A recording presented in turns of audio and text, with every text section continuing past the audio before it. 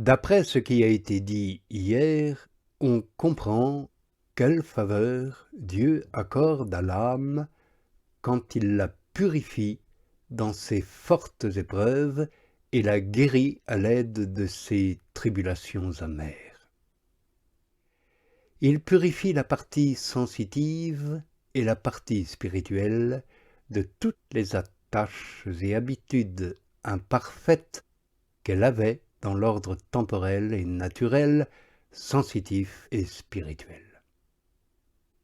Pour cela, il met dans les ténèbres ses facultés intérieures et les dépouille de tout. Il fait passer par les angoisses et les aridités ses affections sensitives et spirituelles. Il affaiblit et débilite les forces naturelles de l'âme par rapport à tout. Et ces résultats, l'âme n'aurait jamais pu se les procurer par elle-même, comme nous le verrons bientôt. En un mot, Dieu la détache peu à peu de cette manière de tout ce qui n'est pas lui naturellement. Il la dépouille insensiblement de son ancien vêtement pour lui en donner un nouveau. C'est ainsi que la jeunesse de l'âme se renouvelle comme celle de l'aigle, nous dit le psaume. Elle est désormais revêtue de l'homme nouveau qui, au dire de l'apôtre, a été créé selon Dieu. Cette transformation n'est pas autre chose que l'illumination de l'entendement par la lumière surnaturelle, de telle sorte qu'il est uni au divin et devient divin. De son côté, la volonté étant embrasée d'amour par cette illumination devient divine. Elle n'aime que d'une manière divine. Elle ne fait plus qu'un avec la volonté divine et l'amour divin. Il en est de même de la mémoire, des affections et des tendances qui sont changées et transformées selon Dieu et d'une manière digne de Dieu. Voilà pourquoi cette âme est désormais une âme du ciel, véritablement toute céleste, plus divine qu'humaine. Toutes ces transformations que nous avons rapportées, Dieu les accomplit et les réalise dans l'âme par l'intermédiaire de cette nuit obscure. Il éclaire l'âme et l'embrase divinement du désir de posséder Dieu seul et rien de plus. C'est donc à bon droit qu'elle ajoute aussitôt le troisième vers de la strophe « Ô l'heureux sort !» Oui, cette heureuse fortune est venue à l'âme du motif qu'elle expose aussitôt dans les vers suivants « Je sortis sans être vu, tandis que ma demeure déjà était en paix. » C'est là bien sûr une métaphore. Afin de mieux réaliser son projet, elle est sortie de sa demeure la nuit, au milieu des ténèbres, quand tous les gens de sa maison étaient endormis et que personne ne pouvait entraver sa fuite. Comme cette âme devait sortir pour accomplir un acte aussi héroïque et aussi extraordinaire que celui de s'unir au bien-aimé, elle est donc allée dehors, car le bien-aimé ne se trouve qu'au dehors, dans la solitude. Voilà pourquoi l'épouse, désirant le rencontrer seul, a dit « Qui te donnera à moi pour frère, qui tette les mamelles de ma mère, afin que je te trouve dehors et que je te donne un baiser. » Il convenait à l'âme éprise d'amour d'agir ainsi pour atteindre le but désiré.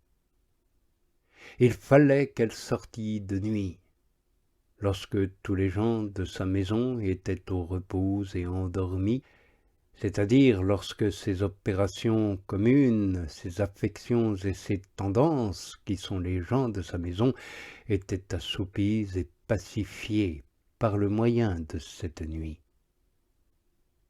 Car ces gens de la maison la troublent toujours, la détournent de ses biens et sont opposés à la liberté qu'elle prend de se passer d'eux. Ce sont là les domestiques ennemis de l'être humain dont notre Sauveur parle dans le Saint-Évangile. Il convient donc que leurs opérations, comme leurs mouvements, soient endormis dans cette nuit. De la sorte, ils n'empêchent pas l'âme d'arriver au bien surnaturel de l'union d'amour de Dieu, car tant que dure leur activité et leur agitation, l'âme ne peut réaliser son dessein. Cette activité et cette agitation naturelle, bien loin d'être un secours pour l'âme, sont au contraire des obstacles qui l'empêchent de recevoir les biens spirituels de l'union d'amour.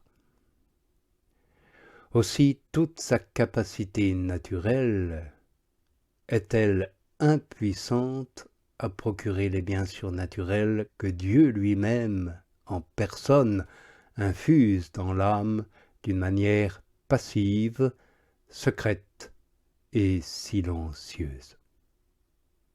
Il faut donc que toutes ces puissances se taisent et se montrent passives pour recevoir cette infusion, sans y mêler leur basse activité et leur vil penchant. Ce fut donc pour cette âme une heureuse fortune que Dieu ait endormi durant cette nuit tous les gens de sa maison, c'est-à-dire toutes ces puissances, passions, attaches et convoitises qui vivent dans sa partie sensitive et dans sa partie spirituelle. De la sorte, elle a pu sortir sans être vue, c'est-à-dire sans être arrêtée par toutes ces puissances.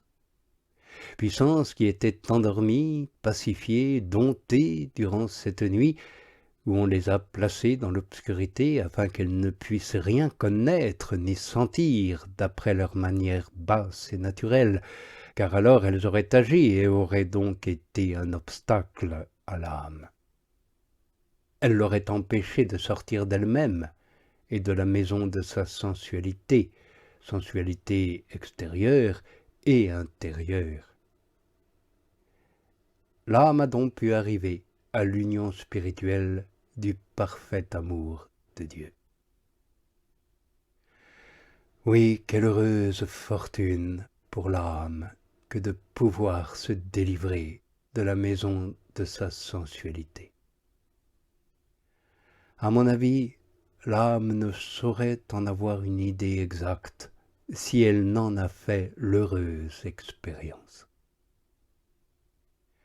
Alors elle voit clairement dans quel triste esclavage elle se trouvait, et à combien de misère l'assujettissait l'activité de ses passions et de ses convoitises. Elle connaît alors que la vie de l'esprit est la véritable vie, et le trésor qui renferme des biens inestimables. D'ailleurs, nous en montrerons quelques-uns de ces biens, en développant peu à peu les strophes suivantes. On verra alors très clairement à quel juste titre l'âme doit regarder comme une heureuse fortune d'être délivrée de cette horrible nuit dont nous avons parlé.